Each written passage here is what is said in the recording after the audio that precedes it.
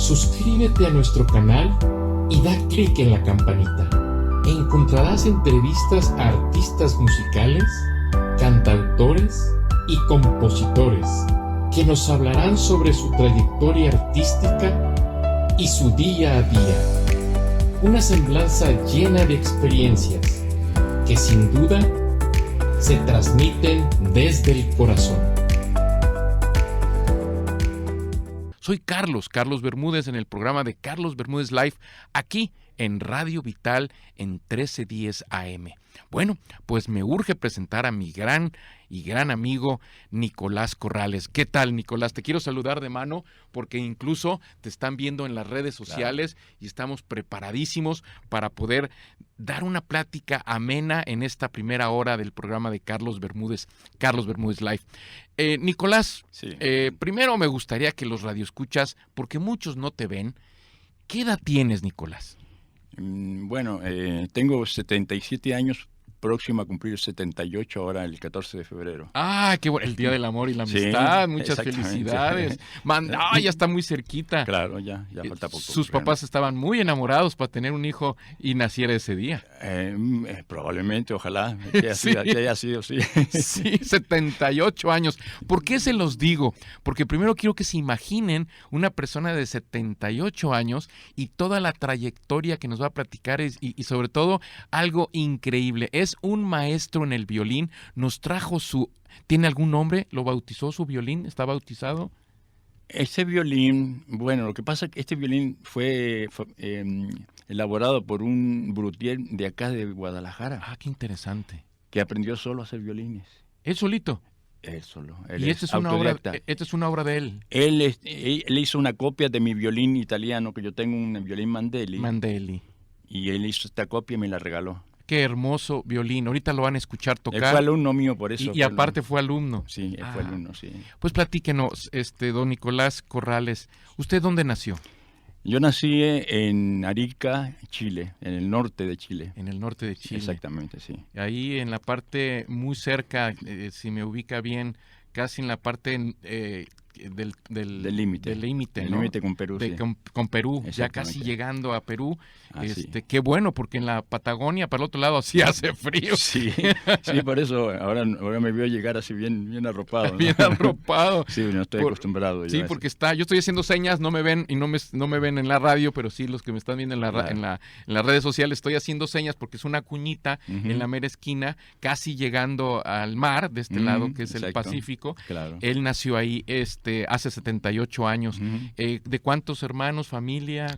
Bueno, yo tengo una hermana de parte de padre. Lo que pasa es que mi madre falleció cuando yo tenía 3 años. Bien chiquito. Entonces, entiendo. Después mi padre posteriormente se casó nuevamente y tengo 4 medio hermanos. Entiendo, claro. De su papá en un segundo matrimonio. En un segundo matrimonio, sí. ¿Y también todos allá en Chile? ¿Todos nacieron en Chile? Todos en Chile, sí. Todos nacieron en Chile. Yo soy el único extraño ahí. El único fuera de serie. Fuera de serie. ¿Alguna anécdota que se acuerde de esa época que usted era niño que nos pueda platicar ahí en Chile, muy cerquita de Perú? Ay, tengo tantas anécdotas, pero a ver si recuerdo alguna. Recuerdo una cuando era niño, éramos niños con mi hermana. Sí. Cerca de casa había un lugar donde vendían juguetes y parece que estaba acercándose la Navidad. Entonces con mi hermana fuimos ahí, miramos los juguetes, ella agarró una muñeca y yo un carrito y nos fuimos caminando así, sin pagar, sin nada, así, como si fuera nuestro. Ella me la... y en mi casa, digo, oye, ¿de dónde sacaste eso? Pues me lo encontré. En esas épocas pues no había tanta vigilancia. Claro. Se podía hacer, sí, ¿no? Y uno pues que sabe que eso no cree que es de uno al estar ahí. Claro. Qué bonita historia. Así pasa. Los niños son muy inocentes, muy traviesos. Claro. Y en esas épocas, bueno, era cosa que ahora nos hubieran agarrado a golpes a todos. Sí. Hasta el papá. Sí, ¿no? Nosotros lo hicimos muy tranquilos, pensando que era natural, ¿no? Claro, qué bonita. Y don Nicolás, una pregunta ya muy tocando al tema donde vamos a ir en este programa. ¿Cuándo empezó a sentir usted que tenía relación con la música? ¿Y por qué llegamos al violín y cómo empezó su trayectoria musical? Sí. Yo toda mi vida fui amante de la música, me gustó desde pequeño, mis familiares, mi abuelo tocaba algún instrumento, tocaba la mandolina y tocaba el banjo, tocaba la guitarra. Y una tía mía tocaba, dicen, el violín. Yo no la conocí porque falleció antes, ¿no? Sí. Antes que yo naciera. Y después hay un tío que tocaba también. Ese fue profesional, así de popular, ¿no? Tocó el piano. Así, hubo mucha gente con música en mi alrededor casa, de su familia. Sí, en general sí. Sí, entonces así empezó como que a inculcarle un poquito la música. Claro. Y a Siempre ver me el gustó. ejemplo. Yo no dormía en la noche cuando había fiesta en la casa. Era chico todavía, no iba ni a la escuela. No dormía por escuchar música. Qué bonito. Escuchar la música, sí. Y ahora los niños no duermen por ver el celular. Claro. ¿Qué diferencia, verdad? Está muy difícil, ¿no? Me tocó otra época, sí. Muy bien, entonces ahora, ¿cuándo fue cuando usted tocó su primer instrumento y cuál fue ese primer instrumento? El primer instrumento que yo toqué fue la armónica. La armónica, sí. como sus familiares. Sí, una armónica, sí. Sí, es muy sencilla y muy bonito instrumento. Claro, tiene un sonido espectacular, ¿no? Claro. Y entonces fue lírico, tomó clases. Mucho tiempo fui lírico en la mayoría de instrumentos. Ok. El que siguió a ese fue la mandolina. Ah, qué hermoso. Porque mi papá la tocaba, sí, pero él también tocaba así de oído, lírico que le llaman. Cierto. Y entonces yo le digo a mi papá, quiero que me enseñe a tocar la mandolina. No moleste, hombre, me decía, porque esos los antiguos, ¿no? Que, que nunca tienen tiempo. Entonces me puse a tocar solo yo y empecé a sacar melodías. Y me dijo, ¿cómo ya tocas la mandolina? Nada más que es una sola cuerda, papá, le digo. Entonces ahí me indicó él, este dedo para esto, este dedo, cada uno donde se ubica y ya, con eso. Con eso empezó y ya a tocar la mandolina. Y ya les ubico un poquito a los que no conozcan este instrumento. Aquí en México se utiliza mucho para las tunas.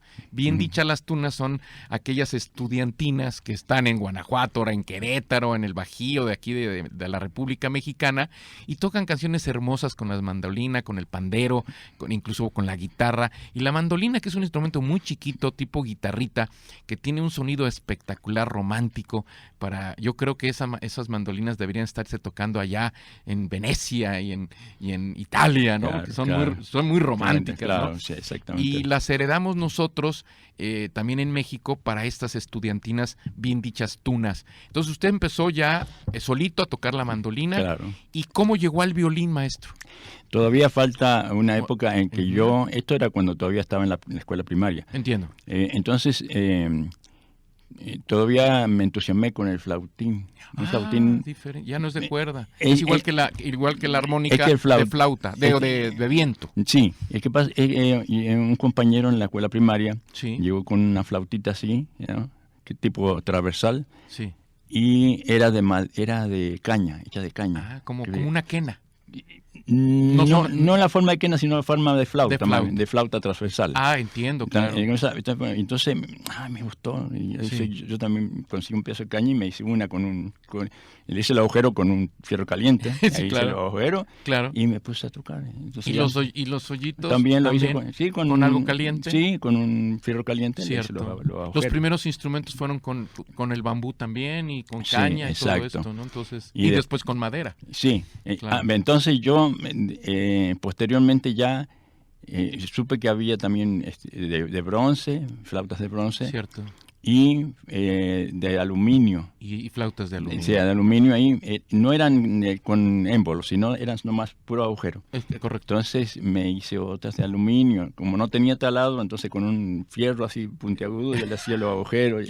Me ingeniaba. Ahí compraba yo el asunto es que llegué a tocar la flauta así y después estuve en los Boy Scouts de la Marina. Sí, señor. Y ahí pasé un tiempo ahí. En la parte musical. En la banda musical. En la banda musical. Qué interesante, de la Marina. Y Marina. ahí seguí, como Boy Scouts, así, de la Marina. Sí, entiendo. Entonces ya, posteriormente ya cuando ya tenía yo 16 años, yo estaba estudiando en una escuela técnica, ¿no? De la Universidad Técnica del Estado allá en Chile.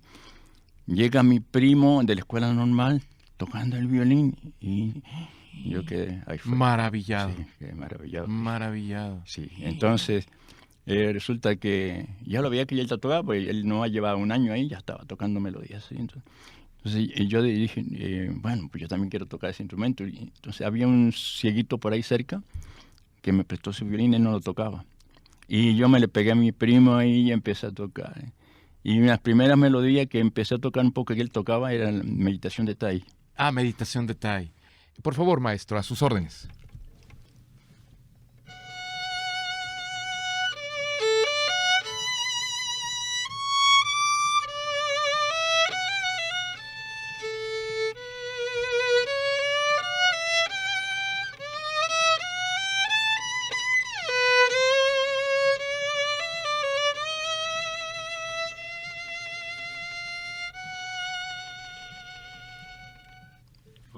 ¡Ay!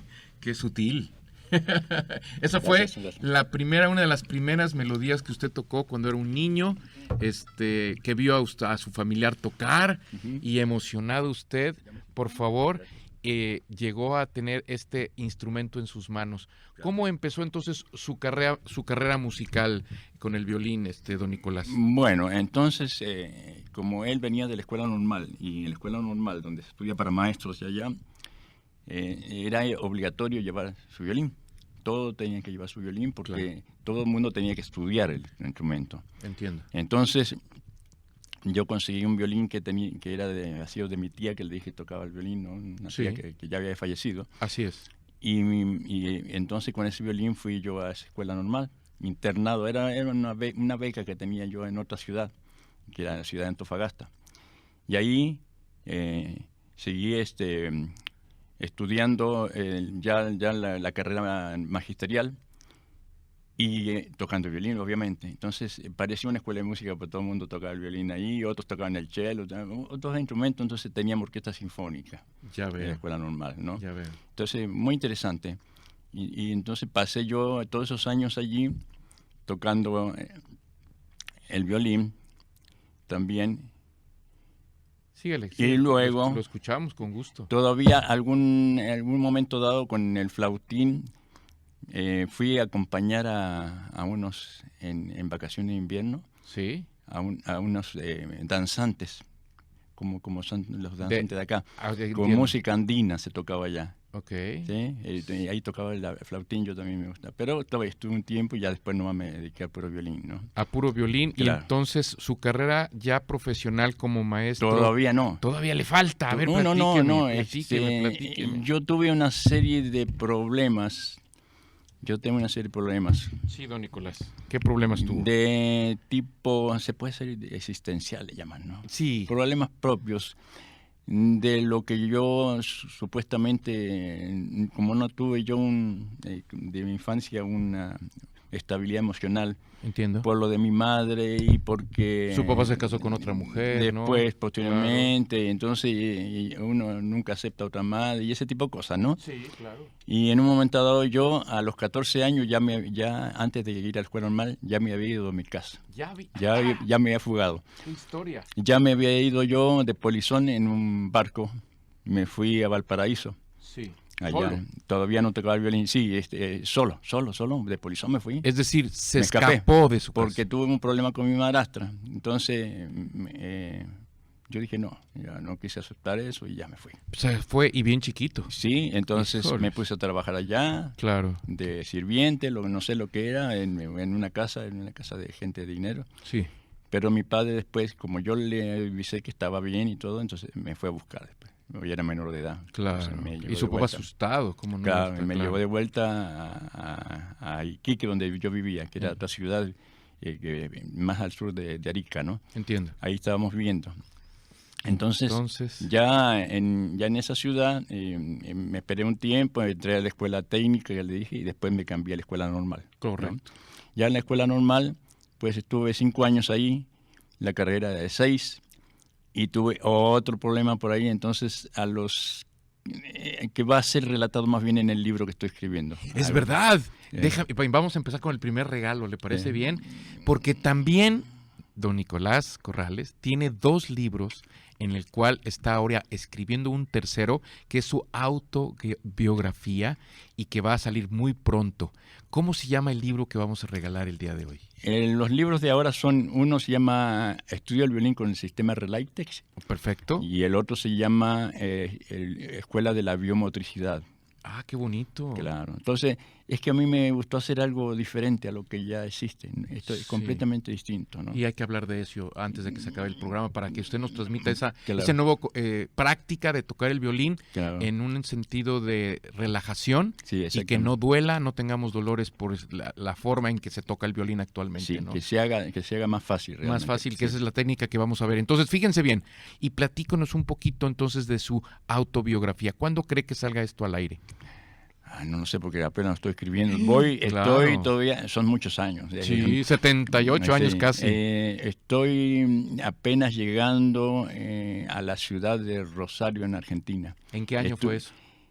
Yo me fui a Argentina en el año 1961, tenía 21 años. Yo vine el 77 acá a México. Eso hay que platicar. Estaba todavía la dictadura. Claro. en Yo esa me época. acuerdo porque ya como niño nos decían nuestros papás, yo habiendo nacido en el 62, a partir de los 70, pues había una dictadura muy, muy dura en Argentina, ¿no? Sí, exactamente. ¿Cómo llegó a México entonces, don Nicolás? Ya me salto todo el...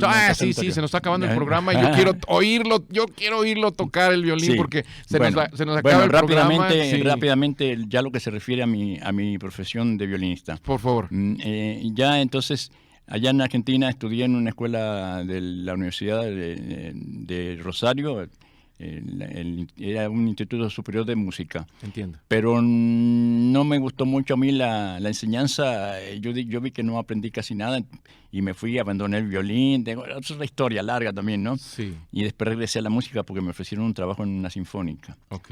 Entonces conocí ahí, por un intermedio de otro integrante, a una maestra que me enseñó una técnica completamente diferente. Sí. Y eso me gustó muchísimo porque hacía mucha alusión a la técnica y relajación y técnica. Claro. Y a partir de ahí yo seguí desarrollando mucho y me gustó y por mi cuenta ya también seguí desarrollando más en ese tipo de enseñanza. Porque se dedicó muchos años incluso a dar clases para esta enseñanza. Sí, claro. ¿No? Trabajé como en 7 sinfónicas, allá en 4 sinfónicas en Argentina, sí, y acá como en 3 sinfónicas. Aquí en México, sí, ¿no? Sí, acá en Guadalajara. Sí, en Guadalajara, en la Sinfónica de la Autónoma y en la Sinfónica también de Guadalajara y en la Filarmónica. Y mandamos saludos a Marisela Covarrubias, que fue una de sus alumnas, que tuvimos el gusto de que nos juntara para poder tener este programa tan ameno y tan bonito. Felicidades, Marisela. Sí, Marisela, que nos está escuchando ahorita aquí el 5 de febrero. Y por favor, don Nicolás, tóquenos la nueva técnica, platíquenos antes de tocar la técnica nueva para no lastimarse con la técnica antigua del violín. Claro. Mire, el violín por lo general, ¿cómo se toca? ¿Cómo se aprende? ¿Cómo se estudia? La mayoría, ¿no? Toman un libro, el violín, y empiezan a tocar ahí, mirar, entonces están preocupados de la lectura, preocupados de pasar el arco, preocupado de la afinación que a veces no sale y ese tipo de cosas, ¿no? Son muchas cosas que de golpe se hace muy difícil. Es verdad. Para uno. Entonces, y la posición misma, ¿no? Todo es difícil. Entonces, en este sistema empieza con movimientos amplios y de relajación, para que el alumno vaya soltando sus músculos, sus nervios y todo eso, ¿no? Claro, entonces, no sé, ¿quieren que haga una demostración? Sí, por favor, hagamos una demostración. Algunos ejercicios. Sí, se va a parar ahorita en cabina, estamos en las redes sociales y nos va a hacer una demostración de cómo debe tocar el violín actualmente para esa relajación. Se empieza con el movimiento, por ejemplo, hay uno que dice las caídas, hace un movimiento amplio y cae sobre la cuerda.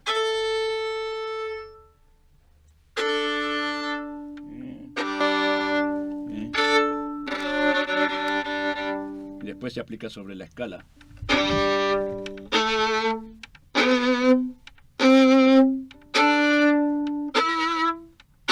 Etcétera. Y hay otro al revés, para arriba. Con energía, para tomar también mayor control sobre él, ¿no? Claro. Después hay uno que combina las dos.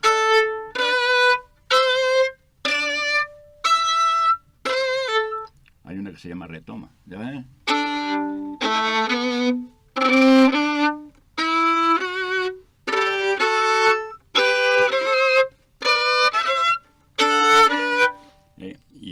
hay muchos golpes de arco así amplios. ¿Y alguna melodía con esta técnica que nos pueda demostrar? Bueno, esto es más bien para relajar. Esos son ejercicios para relajar. Después vienen ya los ejercicios más cortos. Por ejemplo, que le llaman, por ejemplo, la galopa.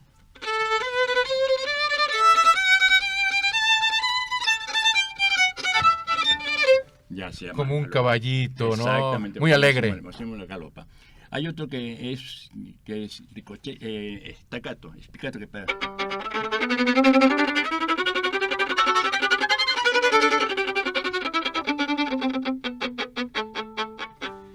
Qué bonito. Y hay otro que se llama ricochet, que es un salto como ligado.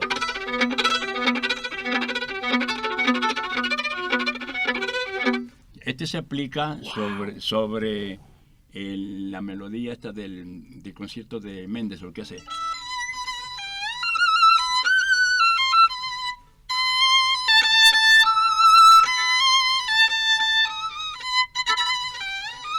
Entonces, en un momento dado, el violín acompaña a la orquesta, entonces el violín hace.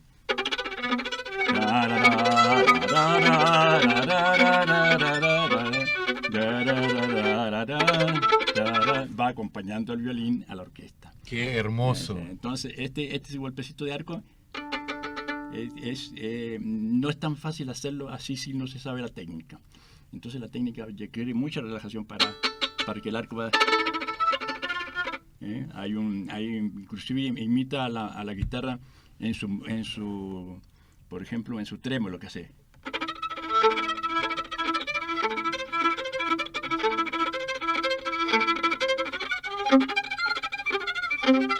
Esa es una melodía para guitarra, pero yo hice una versión para violín, y hice una adaptación, pues. Claro. Entonces, el trémolo lo va haciendo el arco.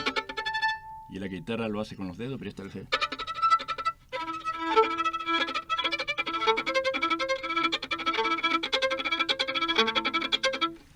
¡Qué hermoso! No saben, yo estoy sudando de emoción, estoy totalmente emocionado porque el maestro está demostrando su técnica única que viene desde hace más de 70 años y ha estado en diferentes sinfónicas tocando este hermoso instrumento. ¿Alguna otra demostración, maestro, por favor? Maestro Nicolás Corrales, ahorita les voy a pasar sus datos por si alguien quiere aprender a tocar el violín. ¿Todavía da clases? Sí.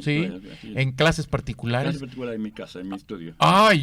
Yo no tengo violín, pero estoy a punto de meterme a tocar algo que nunca en mi vida había visto tan cerca. A ver, vamos a seguir con el maestro. Hay un ejercicio para cambio de cuerda rápido, porque también es el problema de cambiar de cuerda.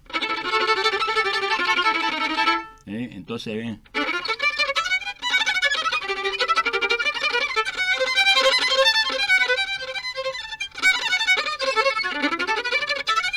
eso requiere técnica para tocarlo rápido. Claro. Es muy difícil cambiar de cuerda, porque algunos quieren enderezar el brazo así. Entonces yo he creado un ejercicio que le llamo movimiento contrario para hacer esto.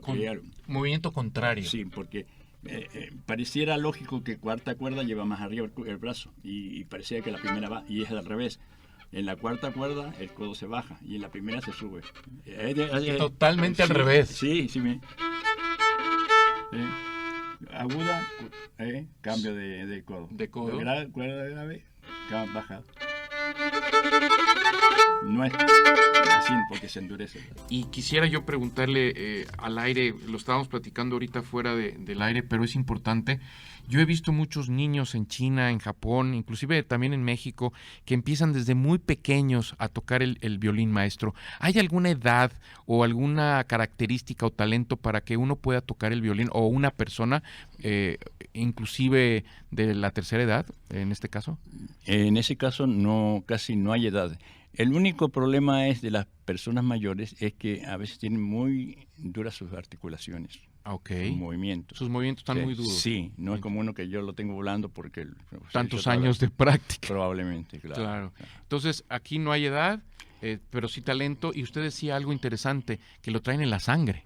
Sí, claro, los grandes violinistas, los muy talentosos ya bien nacen así. ya nacen con un talento, ya nacen con un talento, como fue en algunos casos Beethoven, Mozart y todos aquellos que tocaban otros instrumentos, lo traen en la sangre, ¿no? Exacto, igual que los deportistas. O los deportistas, como claro. Pelé, Maradona, todo eso. Todos ellos. Sí. O inclusive los cantantes, ¿no? También. Como Pavarotti. Sí, también. Y a mí me gustaba mucho Barry White, que tenía su estilo y todo esto, maestro. Y maestro, ¿cuántos años tiene usted aquí en México? Platíquenos. Yo llegué en 1977. 77. Acaba de pasar el Mundial, las Olimpiadas aquí en México, y le tocaron las del 86, y lógicamente desde esa época al día de hoy le han tocado muchos presidentes, muchos cambios, y aquí se quedó en México. Y principalmente... Nomás que me siento un poco discriminado. ¿Por qué, oiga? Porque cuando he querido yo sacar el descuento del predial y el descuento del agua, dice, usted no es mexicano, no se lo damos. ¡Qué caray! Hay que ver eso. A pesar de que estoy ya pensionado acá, porque acá trabajé casi toda mi vida. Su vida. Y como no es mexicano, no hay descuento. No hay descuento. ¡Qué caray! Ok, claro. Entonces, don Nicolás, ¿alguna otra pieza que nos quiera tocar, que nos quiera demostrar? Bueno, hay una melodía de Bach que va con dobles cuerdas. Entonces voy a tocar un poquito de Bach para que vean que también violín no solo melódico, sino también lleva polifonía, digamos. Polifonía de Bach. Sí, es una obra de Bach.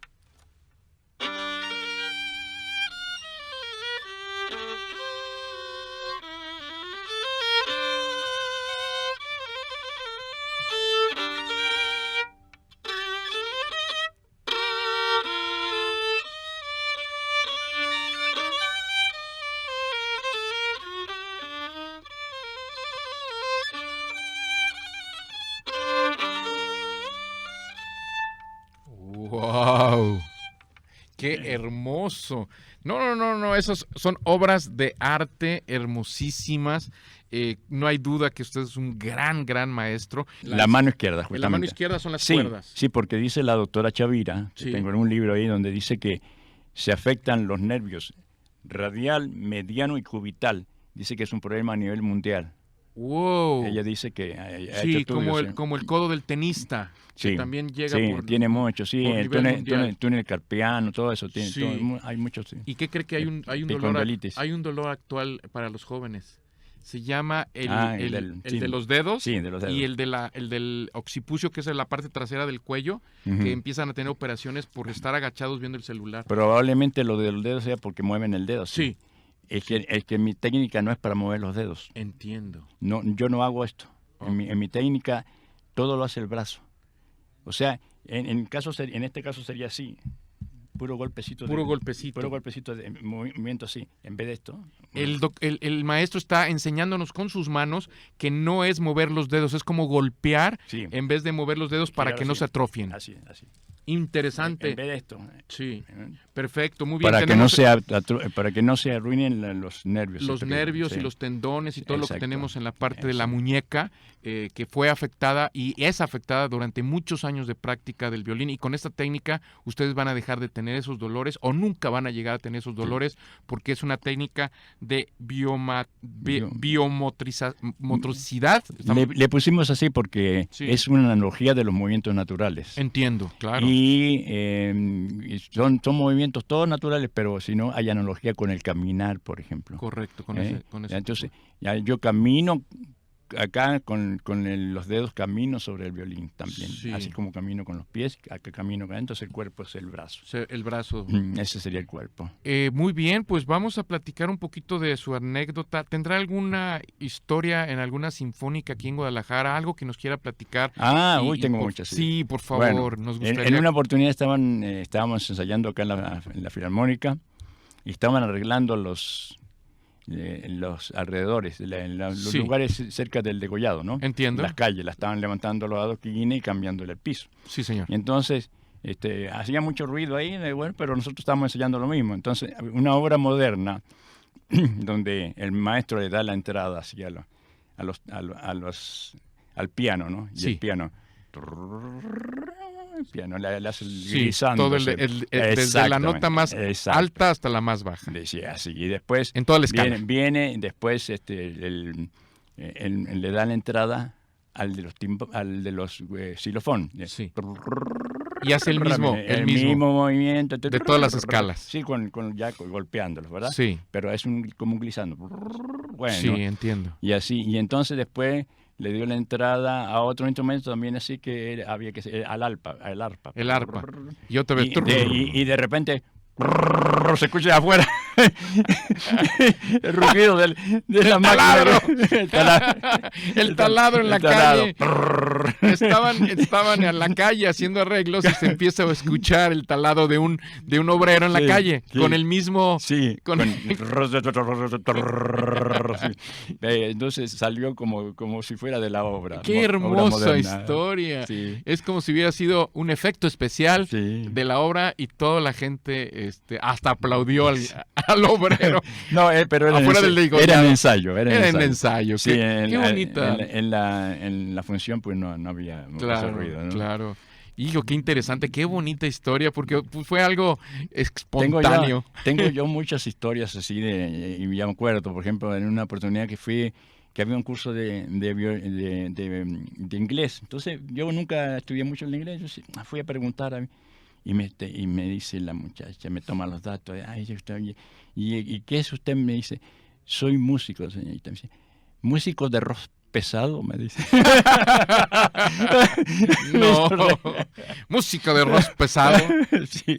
Claro, entiendo perfectamente. Me causó mucha gracia. Claro. Oiga, y platíqueme, ¿usted está casado? ¿Tiene hijos? Tengo, desgraciadamente perdí el hijo mayor hace ya muchos años, el único que tocaba el violín. Ay, no me digas. El otro toca el piano y el teclado. Sí. Y el otro toca la guitarra y canta. ¿Podemos saber sus nombres? El mayor se llama Jorge Ernesto Corrales Díaz y toca en el grupo de Playa Limbo. Ya entiendo. Que es más o menos conocido. Sí, son de acá de Guadalajara. Sí. Digo, acá se formó un grupo. Bueno, yo voy a decir, tienen un grupo musical muy famoso, ¿o no? Sí, bueno, sí, parece que es famoso, sí. ¿Cómo se llama el grupo? Playa Limbo. Playa Limbo, son ellos sus hijos, ellos tocan ahí. Uno nomás, el mayor. El mayor toca en Playa Limbo, le mandamos muchos saludos. ¿Lo quiere saludar en las redes sociales? Saludos. Ya nos vamos, ya se acabó. Y es su esposa que es cantante. Sí, su esposa. Kika Edgar. Escuchen quién es su esposa, es decir... Kika Edgar. Nos despedimos, nos vamos, les mandamos un súper abrazo y con todo cariño, gracias. Suscríbete a nuestro canal y da clic en la campanita. Encontrarás entrevistas a artistas musicales, cantautores y compositores que nos hablarán sobre su trayectoria artística y su día a día. Una semblanza llena de experiencias que sin duda se transmiten desde el corazón.